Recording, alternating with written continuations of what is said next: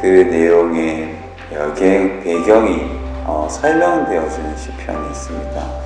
오늘 다윗이 그의 아들 압살롬을 피할 때 지은 시라고 명확하게 나오기 때문에 오늘 이 시는 그 배경 속에서 읽는 필요가 있겠고, 사실 전문적으로 신학을 연구하는 목회자 입장에서는 사실 이것은 다윗이 썼다고 볼 수도 있고 쓰지 않았다고 볼 수도 있습니다. 사실상 그렇지만 우리는 성경을 그대로 믿기 때문에 누가 쓰였는지 어떻게 편집되었는지 보다 결국 이 성경이 내게 말씀하시는 하나님의 음성이라는 것에 여러분들이 귀 기울이시기를 주의 이름으로 부탁합니다. 모든 말씀은 그 말씀 그대로 받고 하나님의 음성으로 우리에게 들리고 그 음성이 우리 안에서 살아서 역사할 때 우리는 그 삶에서 선한 결과를 경험할 수 있게 되는 겁니다. 그래서 2세기 기독교가 1세기와 3세기 중간에 끼었던 굉장히 어려운 세대였는데, 그 2세기 기독교의 문헌을 좀 읽어보고 연구된 책을 읽어보니까 2세기 때도 가장 중요했던 것이 뭐냐면 성경이었습니다. 성경이 없었던 적은 없습니다. 전체적인 이 66권이 완벽하게 정해진 시기는 있지만 텍스트 기독교는 진리의 종교라고 하면 성경을 기반으로 한 종교입니다. 그래서 신앙생활을 한다는 것은 말씀에 매이는 사람이 된다는 겁니다. 말씀을 읽고 말씀을 묵상하지 않고 말씀을 붙잡고 기도하지 않으면 그리스도인은 내 생각에 집착되고 내 생각에 붙들리고 내 결과, 내 의지와 내가 하고 싶은 대로 할 가능성이 100%입니다. 이건 어떤 직분이 우리를 지켜주는 것이 아니라, 같이 한번 따라해 보겠습니다. 말씀이 우리를 지켜주는 것입니다. 그렇기 때문에 우리는 항상 성경에 매이는 사람이 되어야 합니다. 말씀에 매이는 사람이 되어야 하고 말씀을 묵상하는 사람이 되어야 합니다. 읊조리고 반복해서 씹어서 삼킬 뿐만 아니라 소화해서 나의 것으로 삼으면은 이 몸부림이 필요합니다. 그래서 어른이 어른답지 못하면 어른 대접을 받지 못합니다. 여러분, 아이가 아이처럼 보이는 것은 괜찮아요. 근데 삶의 미덕 가운데 철없음이 미덕이 될 수 있습니다. 아이 때는. 철이 없어도 아이 때는 미덕이 돼요. 아이니까 그냥 예뻐요. 괜찮아요. 근데 어른이 철이 없으면 받아내기가 어려워요. 그러니까 우리가 신앙이 건강할 뿐만 아니라 성숙해야 될 이유는 멋도 없을 뿐만이 아니라 가치도 없을 뿐만 아니라 받아내기가 어려워요. 어른이 어른스럽지 못하고 목사가 목사답지 못하고 장로님이 장로답지 못하고 권사님이 권사답지 못하고 집사님이 집사답지 못하면 교회가 교회답지 못하면 받아내기가 어렵단 말이에요. 철없음이 미덕이 아닙니다. 그건 어릴 때나 가능한 이야기예요. 어른은 어른다워야 합니다. 다윗은 다윗다워야 다윗인 거고, 그래서 우리가 성경에 매이는 거죠. 여러분, 봄, 여름, 가을, 겨울이 제철 음식이 있잖아요. 맞죠? 가끔씩 그 쑥국 같은 것을 봄에 먹잖아요. 맞죠? 그러면 쑥국을 먹으면 아내가 해주면 흙냄새가 나거든요. 굉장히 건강해요. 이 김훈이라는 수필가가 말하지 않아도 이 쑥국을 저도 좋아하는데 먹어보면 흙냄새가 난단 말이에요. 그 제철 음식이 주는 느낌과 맛과 건강이 있단 말이에요. 인스턴트 음식은 도저히, 정크푸드는 보여줄 수 없고 맛볼 수 없는 참맛이 있단 말이에요. 맞죠? 뚜껑 열어서 전자레인지 돌려서 먹는 밥과 쑥국을 먹는 것은 차원이 다른 문제란 말이에요. 그러니까 우리가 성경을 우리의 것으로 받아내야 되는 거죠. 오늘 3편을 쭉 읽어보면, 제가 만약에 시편을 저도 읽었지만 어려움이 있는 날과 위험 속에 있는 날들이 이 시편을 3편을 읽었다면 어떤 느낌이 들까요? 굉장히 몰입이 될 겁니다. 우리의 인생은 항상 필요와 위험이 도사리고 있다 없다? 있어요. 필요는 구하여야 할 거고 위험은 건져냄을 받아야 되는 곳이잖아요. 우리는 항상 필요가 있고 건져냄을 당해야 할 영역이 있어요. 병이 찾아온다. 그럼 의사를 가야죠. 좋은 병원을 가야 됩니다. 구례 병원에서 해결할 수 있는 것과 전주에서 해결할 수 있는 것과 서울에서 해결할 수 있는 것이 있어요. 그렇잖아요. 그러니까 우리가 우리의 필요와 우리의 위험을, 우리의 삶의 많은 요소들을 하나님 앞에 내어 맡기는 지혜로움이 필요한데, 오늘 이 다윗의 시편을 읽어보면 압살롬을 피할 때 가장 처절하게 다윗이 힘들었거든요. 맨발로 하룻밤 사이에, 물론 3년이 걸렸지만 압살롬은 3년을 계획했단 말이에요. 아버지를 죽이기 위해서. 그 수년을 기다려서 한밤에 다윗이 직관적으로 느꼈던 거죠. 아, 이 밤에 우리가 맨발로 도망하지 않으면 너나 나나 다 죽을 거다. 그 말이 사실이었어요. 여러분, 신앙을 한다고 하면 신앙의 연륜이 또 중요한 이유가 성경을 꾸준히 읽고 하나님의 말씀을 묵상하면 그 체득된 그 층이 깊기 때문에 그걸 결코 무시할 수가 없어요. 직관적으로 다윗이 느끼는 거죠. 아, 이 밤에 내가 도망가지 않으면 내 아들이지만 내가 내 아들 앞에서 죽을 거다. 그 밤에 맨발로, 그날에 맨발로 도망갑니다.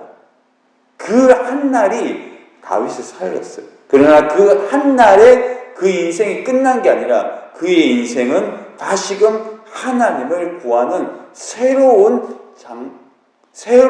드라마를 쓰게 되는 거죠. 그 관점으로 보십시오. 우리 인생에서 계속해서 물려오는 것이 뭘까요? 필요는 적어질 수 있어요. 그러나 위험은 항상 도사린다, 안 도사린다? 도사려요.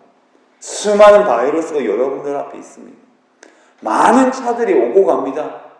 그 모든 사건 앞에서 우리가 건강하려고 하고 위험 요소를 이기려고 한다면 오늘 시편 3편을 읽은 그대로 하나님이 우리를 도와주셔야 될 줄 믿습니다. 여러분, 세월호 사건을 아실 겁니다. 이걸 뭐 정치적으로 다 모르겠고, 세월호 사건을 죽은 그 아이들이 대체적으로 그닥 부한 아이들이 아니었거든요.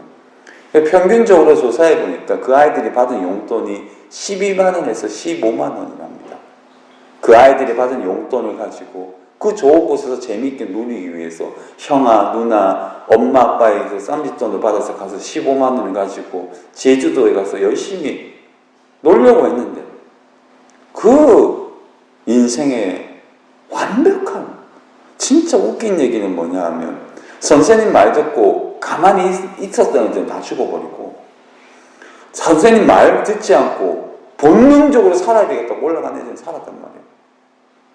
여러분, 정말 슬퍼요. 막 전율적이게 가슴이 아파요. 책을 읽고 막 이렇게 생각해보면 내 자식이 일이라고 하면 저는 못 살 것 같아요. 여러분, 삶이 긴박함이 있어요. 우리는 그냥 흩날리지만, 그래서 여러분들이 조심해야 될 것이 뭐냐면 남에게 상처 주고 힘들게 하는 게 그닥 좋은 게 아니에요. 저 교회 얘기는 많이 하지만 교회도 마찬가지. 우리가 이 말 한마디를 조심해야 되는 게 너무나 인간의 결이 나빠서 칼날처럼 베일 때가 있어요. 여러분, 제일 기분 안 좋은 피나는 게 뭘까요? 제가 경험한 것은 종이에 베이는 겁니다. 저는 종이를 많이 만지는 사람이잖아요. 종이에 베이면 그날은 진짜 기분이 안 좋아요. 피가 많이 나는 게 아니라 이 얇은 종이에 베었다는 게 어마어마하게 기분이 안 좋아요. 똑같은 이치입니다. 가족과 가족이 받은 상처, 종이에 베이는 것 같아요. 여러분, 다윗이 얼마나 아팠겠어요. 묵상해 보니까 자기 아들에게 자기가 죽임을 당하는 사건이 얼마나 막 최악의 순간입니까? 여러분, 인생이 그날에도 하나님이 필요한 거. 하나님이 필요 없는 날은 없습니다. 이게 진리입니다. 영광스러운 날뿐만 아니라 수치스러운 날에도 하나님은 필요하고 하나님은 언제나 우리의 피난처일 뿐만 아니라 도우시는 자이시고 우리를 승리로 이끌고 우리 안에서 궁극적인 복과 평안을 주시는 유일하신 분이십니다. 여러분, 오늘 시편은 자기 이야기로 가득한 거예요. 오늘 원어를 찾아봐서 원어대로 히브리어를 쭉 읽어보면 나는, 나의 방패, 나의 영광, 나의 방패, 나가 열 몇 번이나 나와요. 이건 뭐 나의 이야기로 막 수두룩합니다. 그런데 이 시편 읽으면서 내 이야기로 읽어내는 사람이 없어요. 쭉 읽어보면 나의 하나님이 강조되는 거죠. 우리의 인생의 진정한 간증은 나의 이야기가 아니라 내 이야기에 하나님이 개입하시는 겁니다. 내 이야기에 하나님이 드러나는, 아니 하나님의 이름을 빼면 내 얘기가 사라지는 거예요. 내 삶의 모든 스토리라인에 하나님의 이야기가 개입되지 않으면 내 인생에 할 얘기가 없는 거예요. 하나님 외에는 내 이야기가 없어지는 것이 시편입니다. 우리의 인생의 시편이 만들어지려고 하면, 내 이야기가 쓸만한 글이 있으려고 하면, 내 이야기가 자서전이 쓰여지려고 하면, 내 영광스러운 이야기를 쓰는 건 세속사이고, 내 이야기가 시편이 되려고 하면, 하나님의 이야기가 되려고 한다면 나의 이야기에 하나님의 개입된 사건의 현장과 하나님의 도우심을 경험하는 수많은 하나님의 개입이 필요할 줄 믿습니다. 우리 인생에서 가장 중요한 이야기는 우리가 써내려가는 것이 아니라 하나님이 우리를 통하여 써가는 거예요. 그래서 가슴 아픈 이야기도 때로는 우리에게 가장 아름다운 이야기가 될 수도 있고, 영광스러운 날이었지만 하나님은 뒷전으로 밀려갔던 순간도 있다는 것을 기억하시기를 바랍니다. 영광스러운 날이 하나님이 우리를 기뻐한 날이 아닙니다. 수치스러운 날이 하나님 우리를 거절했던 날이 아니에요. 영광과 수치는 하나님에게는 아무런 의미가 없어요. 언제나 하나님은 영광스러운 분이시고, 언제나 주님은 아름다운 분이시고, 언제나 우리가 노하든 긍정하든 받아내든 받아내지 않든 세상이 뭐라 하든지 주님은 왕이실 뿐만 아니라 이 세상을 자신의 섭리 가운데 이끄시는 유일하신 신이시고 유일하신 왕이십니다.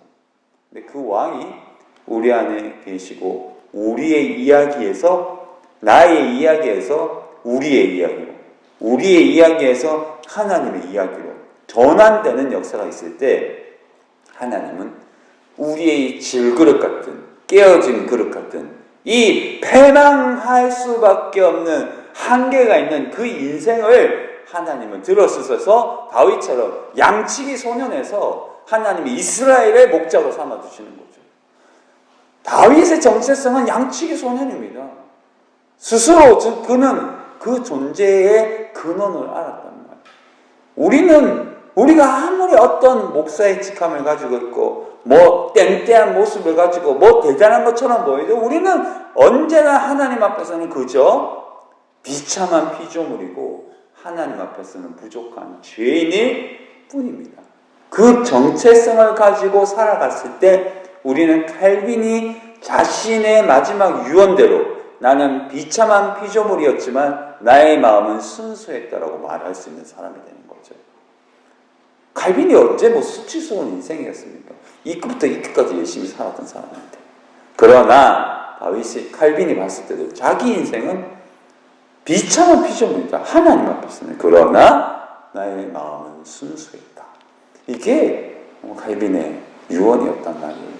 여러분 시편을 오늘 읽어보시면 다른 해석이 필요 없어요. 그나마 한 절을 제가 주도적이게 주의하자면 여러분 3절을 보십시오. 여호와여. 사실 3장 1절부터 가장 중요한 건 제가 시편 강의를 일부에 합니다. 아마 시편을 다 할 때까지 멈추지 않을 수도 있는데 언제 다 하겠습니까? 내 평생에 시편 강의만 들고 끝이 없을 건데. 그러나 시편 강의를 해보면 명확하게 하나가 있습니다. 대상에 대한 관심이 신앙의 핵심입니다. 신앙은 내가 무엇을 체득하거나 쌓는 게 아니에요. 그거는 유교적인 습성이에요. 서양의 철학과 종교는 정복하여 이루는 것이고, 사상이 그래요. 철학으로 공부해보면. 동양은 체득해서 내가 군자가 되는 거예요. 이게 뒤섞여가지고 우리는 뭔가 신앙생활을 하면 뭔가 내가 쌓여서 내 것이 된다고 생각하지만 아닙니다. 유대이즘, 히브리즘, 성경의 진리는 하나님이 어떤 분이신가에 대한 영원한 관심이에요. 하나님이 내가 어떤 분이실까? 언제나 영원하고 새로우신 분, 그분이 어떤 분이신가? 시편 3편 1절에 보시죠. 여호와, 야훼, 약속의 하나님, 언약의 하나님, 그 하나님이 다윗을 도와주시고 여러분들을 도와주실 줄 믿습니다. 나의 하나님이 중요하다면 어떤 분이죠? 내가 만난 하나님은 성경 하나님보다 작아요. 내가 만난 하나님은 이 하나님의 역사를 일구는 위대한 하나님보다 작단 말이에요. 그렇기 때문에 우리가 성경에 굴복하지 않고 성경을 깊이 묵상하지 않으면 굉장히 편협한 사람이 되는 거예요. 자, 이거 하나만 알고 무식한 사람이 되는 거예요. 만나보면 교육자들끼리도 한계가 있는, 사고가 확장되지 못해서 말을 섞어봐야 소용없는 사람들이 많단 말이에요.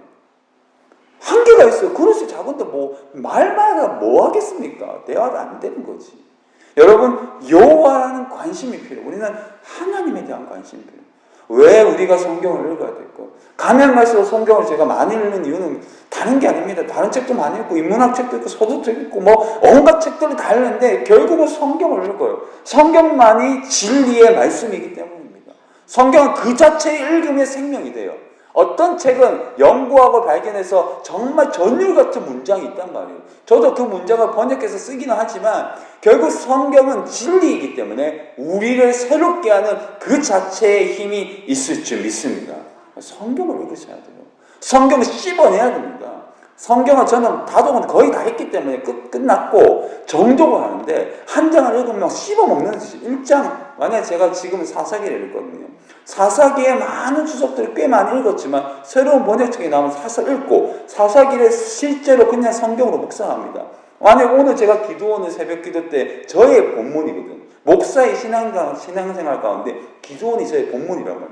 기도원을 묵상하는 거예요. 철저하게 묵상하는 거죠. 원어도도 보고 묵상도 하고 글을 쓰고 주석을 보면서 깊이 기도원과 나를 밀접하게 들어가게 보는 거죠. 기도원은 나의 성향도 있거든요. 두렵고 떨려서 하나님이 얼마나 섬세하시면 기도원의 성향을 잘 알고, 하나님 그 밤에 내려가라 했는데 또 찾아와가지고, 야, 네가 두려워하면 내려가서 들어봐라, 꿈 해석해봐라, 네가 용기 내서 할 거다. 얼마나 섬세하게 기도원을 인도하시는지를 보게 돼요. 성경이 우리를 인도해야 합니다. 절대 성경을 읽지 않으면 여러분 절대 우리가 눈 가리고 아웅하는 거예요. 사실은. 그리고 난 다 읽었는데 목사, 언제 우리가 다 읽었습니까? 성경. 오늘의 밥은 오늘 먹어야 되는 거죠. 여러분, 여름의 냉면이 맛있을까요? 겨울의 냉면이 맛있을까요? 왠지 질문에 함정이 있을 것 같죠. 냉면 좋아하는 사람은 언제나 맛있습니다. 답은 그겁니다. 저 냉면 좋아하거든요. 면 좋아하는데 언제나 면은 맛있어요. 내가 좋아하니까 환경과 상황이 다르니까. 그러나 최고 맛있는 날은 언제일까요? 여름이겠죠. 시원한 날은. 빙수가 겨울에 먹으면 맛있겠죠. 근데 그거는 자기가 좋아하기 때문에 만든 거예요. 제가 생각해서 빙수 좋아하는 사람들이 팔려고 겨울에 아이스크림이 제일 맛있다. 거짓말입니다. 거짓말이에요. 더운 날에 먹는 게 제일 맛있어요. 동남아시아에 이제 선교를 많이 가니까, 제가 태국에 예전 오래전에 갔을 때 전 제 인생에서 그날 평생에 먹었던 탄산음료를 다 마셨습니다. 근데 신기하게도 콜라를 마시는데 전혀 물처럼 들어가더라고요. 동남아시아 다 가보셨죠? 태국이나 가보면 물처럼 가요. 그냥 기후가 그러니까 이 탄산이 우리처럼 느껴지지 않는 거, 물처럼 느껴지는 거예요. 환경이 바뀌니까.